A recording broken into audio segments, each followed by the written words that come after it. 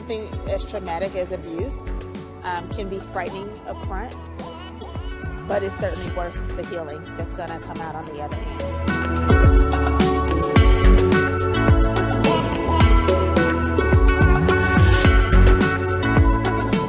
Well, hey there, everybody. How are you doing today? Just wanted to take a moment to check in, see how you are. I wanted to share with you all today some thoughts on finding balance. And the first thing I want to share with you is this little cool tool that I use. Can you see that? Oh, it's kind of glary. There we go. All right, so this little book is called Affirmations for the Inner Child. It's by Raquel Lerner. It's just one of my little books that I love to keep around right by my desk, little handy. I love it because it's dated, so you can just kind of flip it open randomly and see what shows up for you, or you can go to the date. And today's reading, I want to read it all to you. It's about balance, and I got really inspired by that. So here's what she says. I balance my work with relaxation. Yeah, right? Nice. I balance my work with relaxation, my reflection with activity. In this way, I restore my productiveness and maintain sanity in my life. When I was growing up, my dysfunctional family could not provide the structure that creates a balance between work and rest. I overachieved. Yeah, I overachieved in an effort to win the approval of my parents, not realizing that they were not emotionally available for approval.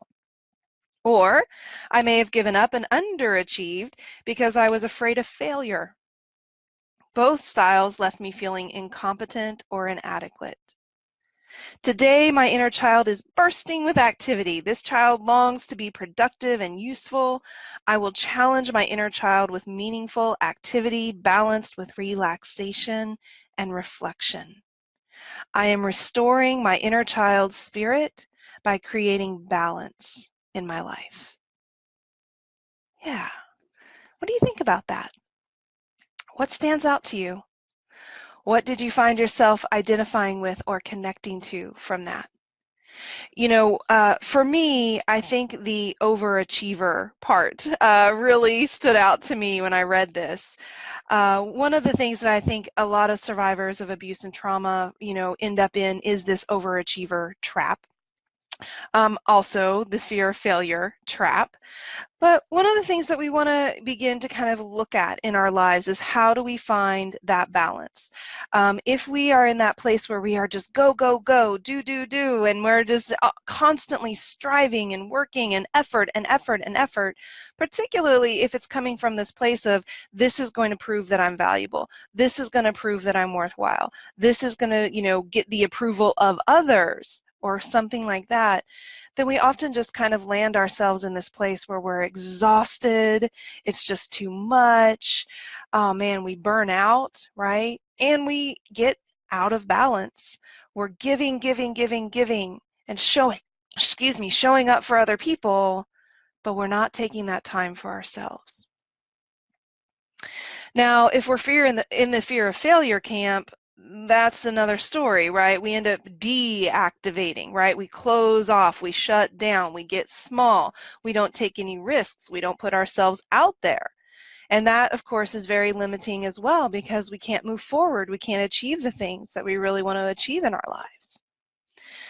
So one of the ways that I have, found balance in my life is through setting really good boundaries with myself, finding ways, starting off small. Y'all know that I always start off small with everything. Finding small ways. I'll give you a little example. Many years ago when I first started my business, there was a lot to do, right? So it felt like every single day there were so many things to achieve and to work on and think about. And I would wake up in the morning and the very first thing I would do would be like hop out of bed and go straight to my computer. So like I wouldn't even go and like get a glass of water or brush my teeth or anything, just boom, straight to my computer.